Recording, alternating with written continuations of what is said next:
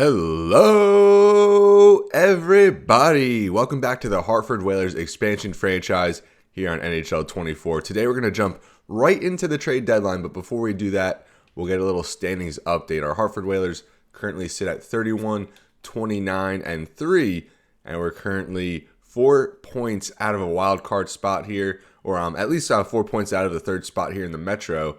Let's take a look at the Eastern Conference. So the Lightning and Panthers still leading the way here in the East. Hurricanes actually tied with the Panthers in points. Rangers, Red Wings, Senators hold a wild card spot. And the Maple Leafs hold the second wild card spot at 67 points. So, yeah, we're about 4 points out of a playoff spot at this point.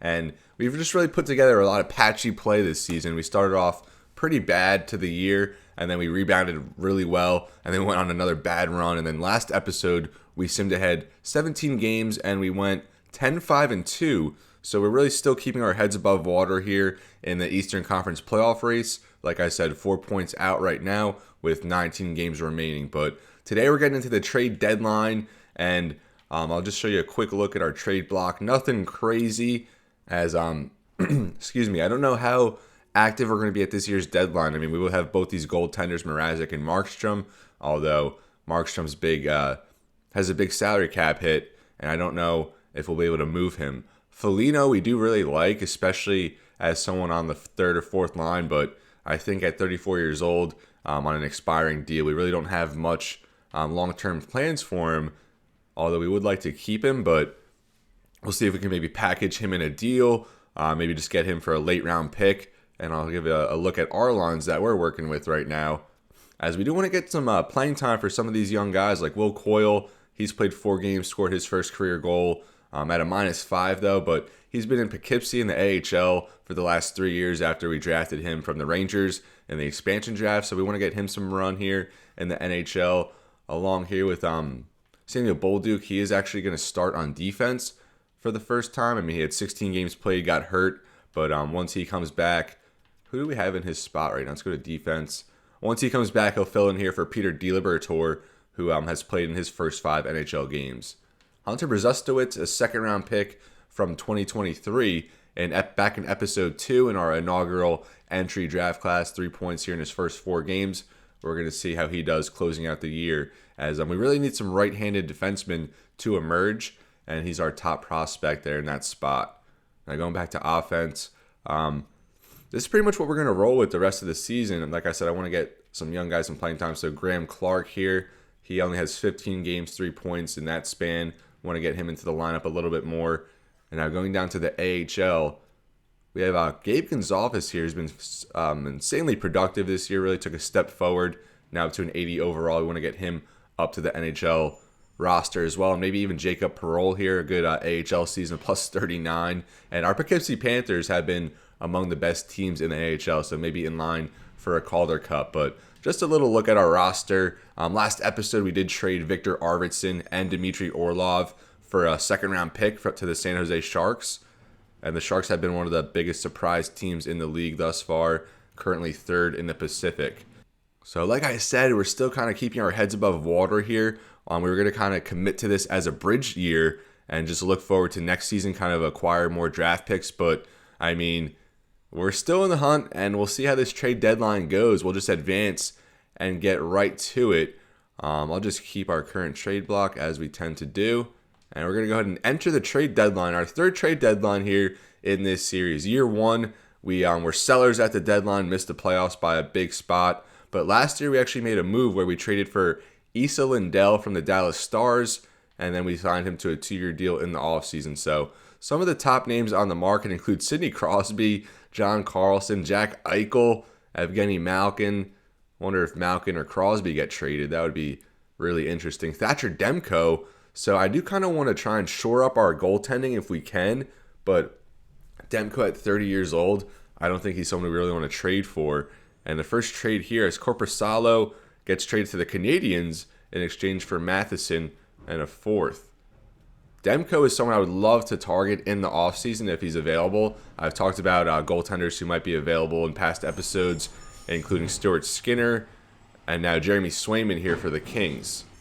And now we do get our second trade here, the Carolina Hurricanes Trade a 2 and a prospect, it looks like, to the Stars for Gavrikov, Edmondson, and Marchment. So the Hurricanes really equipping themselves for a playoff run. And Gavrikov was signed to a 5-year deal in the offseason, and already he gets traded. But like I was saying, with goaltending, Thatcher Demko, Jeremy Swayman, those are 2 guys who maybe we look at in the offseason. But for now, I am going to try and shore up our goaltending of the future. And I'm really interested to see how this goes. We're going to go over to the Nashville Predators. And no, not UC Saros, but we're going to try and trade for his backup as the Canucks send Ethan Bear to Seattle. I'm pretty sure Ethan Bear was brought up as a Seattle Thunderbird, and now he's back there with the Kraken. And we're going to go over to Nashville's goaltending. And we're going to look at here Yaroslav Askarov, the 11th overall pick back in 2020, the backup here for UC Saros, who we'll look at his contract. He's having a great year, an 88 overall. So we get a trade offer here from the Devils. We're not picking up a 5-year D'Angelo contract. No, thank you. Some of these trades you get are just ridiculous.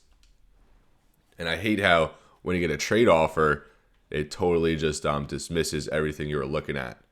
So Saros, very good, one of the better goaltenders in the league. And they have him for 6 more years. So obviously they've committed to Saros, which leaves Askarov kind of the odd man out here. 23 years old, probably ready to step into a starting job. Last year, 33 games.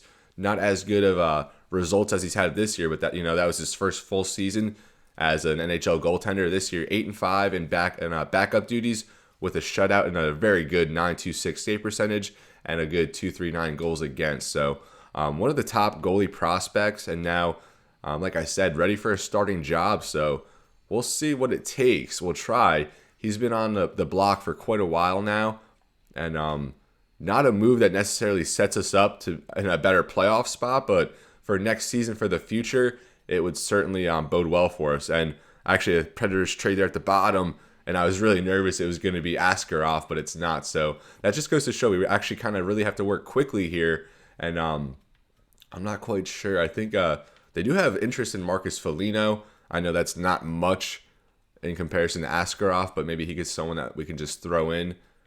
And I guess we will give him a goalie. I guess we'll give him Mrazek just to replace Askarov, as a backup there during their playoff run. Winnipeg trades a 2 and a 3 to the Capitals for Sonny Milano. Derek Stefan, he's still kicking. And obviously you would think a draft pick, maybe a 2 for next year. I don't think this would even get it done, but I'll propose it, see what they say. And they accept that. What the heck? I did not expect that to go through. I'm happy about it. And wow, trading in this game, honestly, is very hard. And I do have trade difficulty all the way up. And I thought it was going to take a lot more for Yaroslav Askarov. So now we have our goaltender of the future, it seems. And I really like the move, but I did not think that was going to be enough to get it done. What? So that was Foligno, Mrazek to be their backup goalie, and just a 2 for next year. And that's all the Predators were willing to take for Gavrikov? That just does not seem right to me. I feel like we have to go back and give them more somehow. Roslovic traded to the Blackhawks there at the bottom. I guess we will go check the trade summary. So yeah, Roslovic from the Blue Jackets to the Blackhawks. Mikael Granlund traded to the Ducks, who are currently number 1 in the NHL. So Yaroslav Askarov, we acquired to maybe be our goaltender of the future. And on an expiring deal, I think we'll have to sign him 3 or 4 years and lock him up. Now the Canucks trade Thatcher Demko to the Blackhawks for a 2-4 and Zaitsev. So, based on what we gave up for Askarov, that's not much different for, a more solidified, established goaltender. As we get a better look here, Chicago acquires Thatcher Demko. They acquire Jack Roslovic. So the Blackhawks really going for it. And they've made the playoffs, I believe, each of the first 2 years of this franchise. The Ducks make another trade there at the bottom. They trade Gabriel Daigle, one of the top goalie prospects in the league, to the Canucks for Hronek and Beauvillier. So the Ducks and Blackhawks very active so far.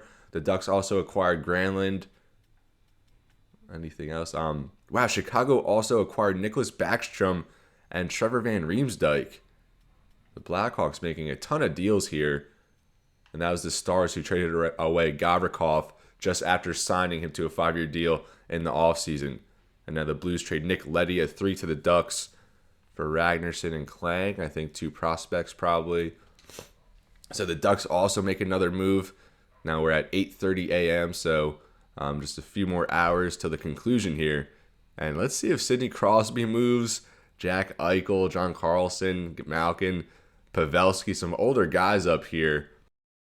As Hronek was sold, Granlund sold, Thatcher Demko was sold. Interested to see if Jeremy Swayman is on the move as well. He was traded 2 years ago at the deadline from the Boston Bruins. And let's set our projected picks this season. So it looks like it has us as like a number 10 pick or so. And then we have 3 second rounders here from San Jose, Tampa Bay, and then ours. So from about like pick 40 to 55, we're going to have about like 3 picks in that range. But no 3, no 4. And then we have a 5, 6, 7. Because we have made a lot of trades. We have had to give up a good bit of draft prospects. That Jacob Markstrom trade. We had to give up some compensation to get him, and he gave us one very good year of goaltending, was very good in the playoffs as well.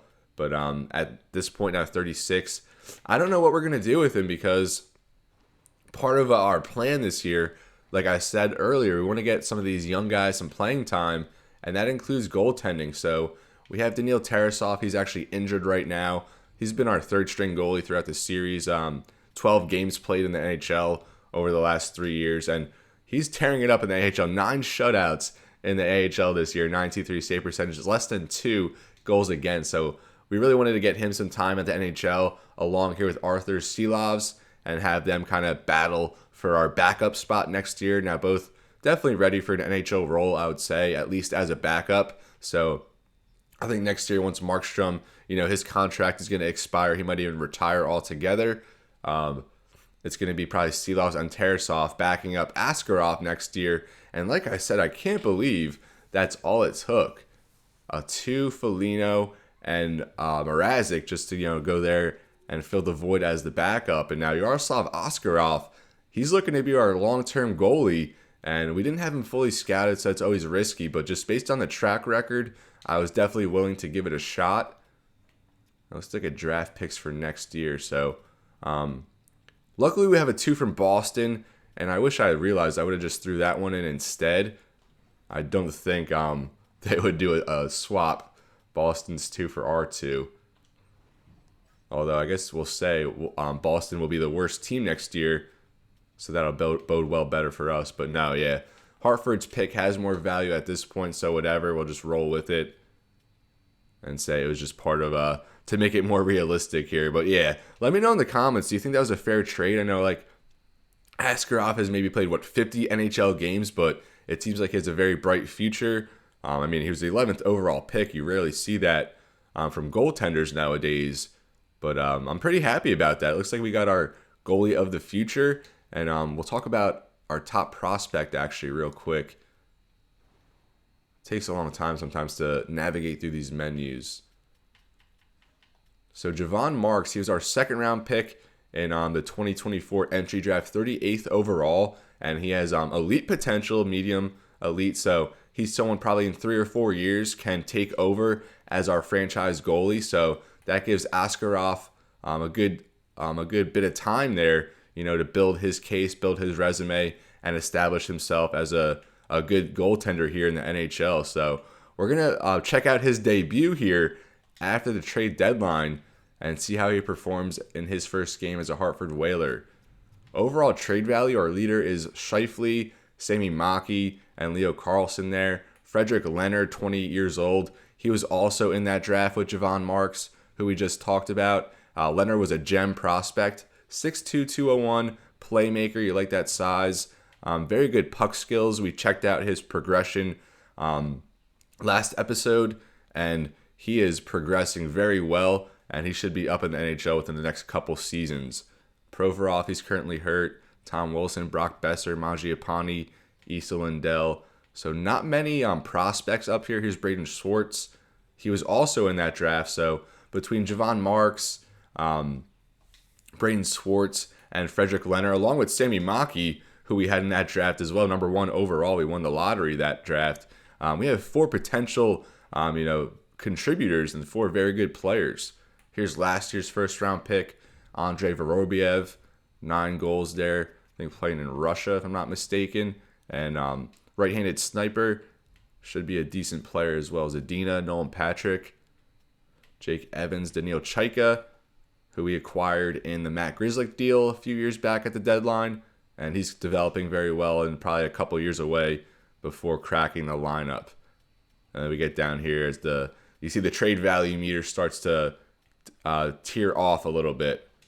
And there a couple trades have occurred as we're into the last hour and a half of this trade deadline. Obviously not real time. That probably equates to maybe 3 minutes. I'm not quite sure what the equivalence is. So looks like the Oilers are making a deal there at the bottom, and then we'll check out the trade summary. And they get Dermott. So Edmonton acquires Travis Dermott from Vancouver. Vegas acquires Isaac Rosen from Buffalo. Nick Seeler to the Sabres. Love him as a Flyers fan. What else? Devils trade John Marino and Colin White to the Blue Jackets. Evan Rodriguez to the Maple Leafs as the Devils are selling one of the bottom teams in the Metro. Josh Anderson to the reigning Stanley Cup champ Minnesota Wild. Xavier Bourgault to the Blues. Dmitry Kulikov to the Oilers. And I think with that, we're pretty much up to date. You see there the Ducks acquired Nick Leddy and Philip Hronik, really shoring up their defense. Anthony Beauvillier as well. And Vancouver acquires Gabriel Daigle. I don't know if many of you are familiar with him, but I think he was actually a first-round pick in this franchise last year. And, in present day, he's projected to be a very good goalie prospect still playing in juniors. Thatcher Demko to Chicago might be one of the bigger trades of this deadline. They also get Jack Roslovic. Yaroslav Askarov to the Hartford Whalers, and we'll see how that goes. Very interesting move here, but I'm optimistic about it, and I think it's going to work to our benefit finally having, a long-term option back there at goaltender. We've had Matt Murray in year 1. Year 2, we traded for Jacob Markstrom, although he was hurt for a lot of the year, so we had to rely more so on Scott Wedgwood. Now he's gone, so this year it's been Mrazek and Markstrom, and now Mrazek's gone, only playing in about 20 games after signing as a free agent. But Askarov, he's going to be the guy the next 3 or 4 years, hopefully, that we can lock him up long term. Not quite sure what he's going to be demanding. I would assume something maybe in the $5 million range, depending how he finishes out this year. So now in the last half hour of this deadline, we'll see if we get any last-minute moves.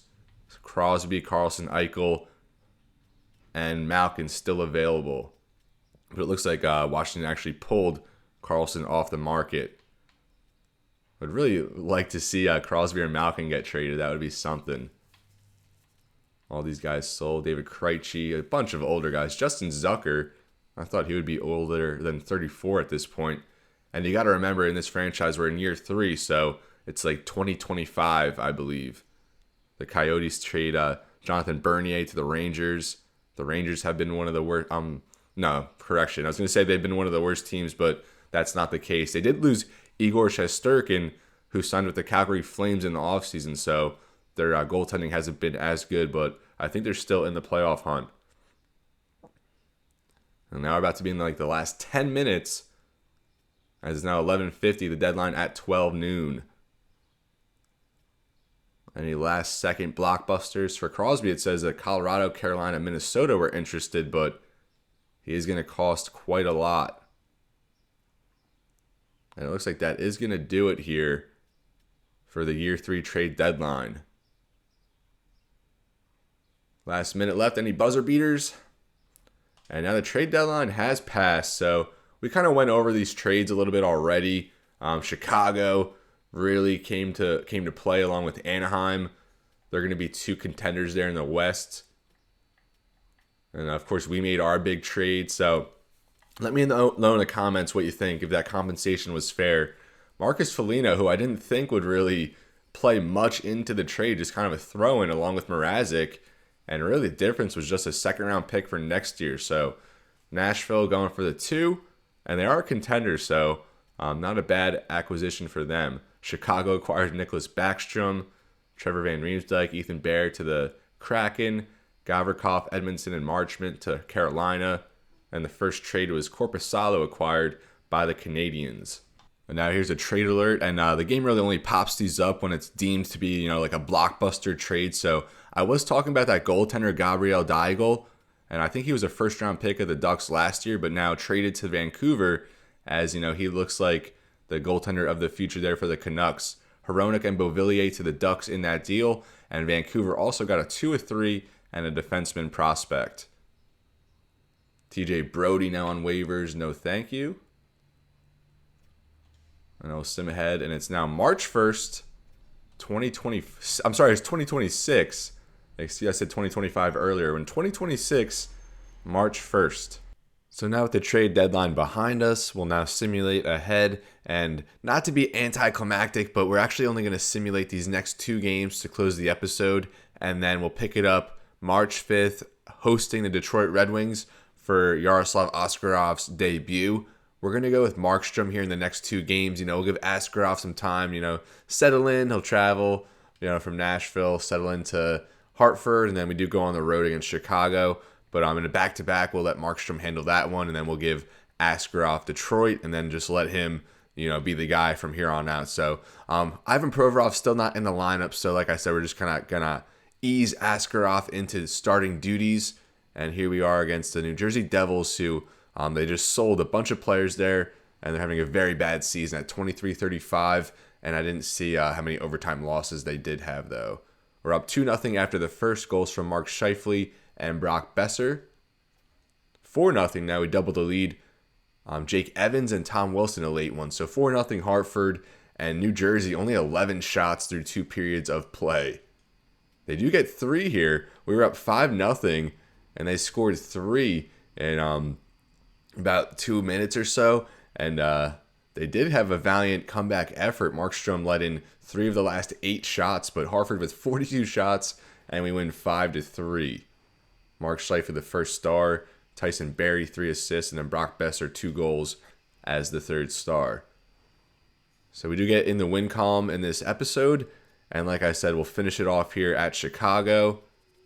Daniil Tarasov is available to play, and I think we will call Tarasov up at some point and give him maybe a few starts towards the end of the year, depending on how our playoff looks are. So we are still 2 points out, but we're now even in games with New York, and we do have 1 more win than them. They do have the 7 overtime losses. So now we face Chicago, and I do want to just make sure Markstrom is still in the lineup, although he didn't have the best start there. And Provorov now is fully healthy, so I think we'll actually throw him in before we do simulate this game. So Brzustowicz probably out of the lineup, although Samuel Bolduc's still a little hobbled. I think he got his first point in that last game, if I'm not mistaken. Brzustowicz, I think he actually went down. I think he might have been a 76, but I don't know why he would go down after 3 points in his first 4 games, a +4. So he's playing very well here with Issa Lindell in the second pairing. So maybe we just sub out Samuel Bolduc for now, as he's still not fully healthy. All right, now we've got all that sorted. And also, I love how after the trade deadline, the game just messes with all your lines. So I had to go back and fix everything after that. That was a lot of fun. So this will be the last game of the episode. We'll pick it up next episode with a full game, as we'll tune into Yaroslav Askarov's Hartford Whalers debut. Now, no scoring here after 1 against Chicago. 2-1 after 1. After the second. Taylor Hall, Brock Besser tied it up later on, and then Connor Bedard, a goal that put him ahead with 41 seconds remaining. So we will live sim this third period, a 2-1 game, and if we tie it up, we'll maybe just jump into it here against the Blackhawks. Chicago vying for a Stanley Cup after making some big moves at the deadline. Now 6:55 remaining. Now less than 5. We'll slow it up a little bit here. Chicago 35 shots, 37 shots. And Markstrom is having a good game. stopping 36 out of 38.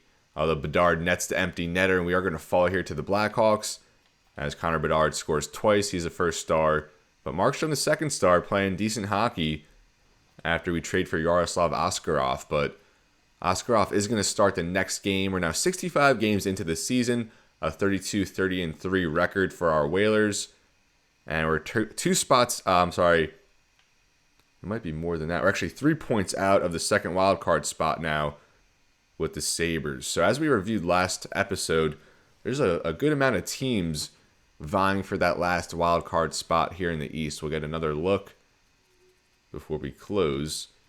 So the Sabres here at 70 points, Maple Leafs, Islanders, and then us, all kind of in the mix here, 3 points apart.